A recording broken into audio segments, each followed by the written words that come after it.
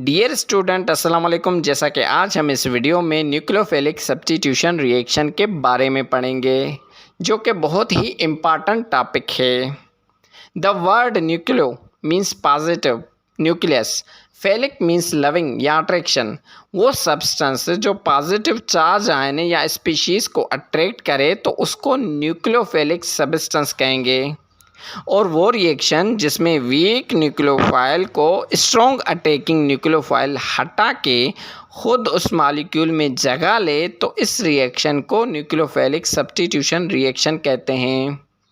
For example, ये strong attacking nucleophile attack करेगा इस अल्काइल हालाइड में मौजूद इस इलेक्ट्रोफाइल पर, तो ये कार्बन पहले से मौजूद वीक न्यूक्लियोफाइल से अपना बॉन्ड तोड़ेगा और न्यू बॉन्ड स्ट्रॉन्ग न्यूक्लियोफाइल के साथ बना लेगा।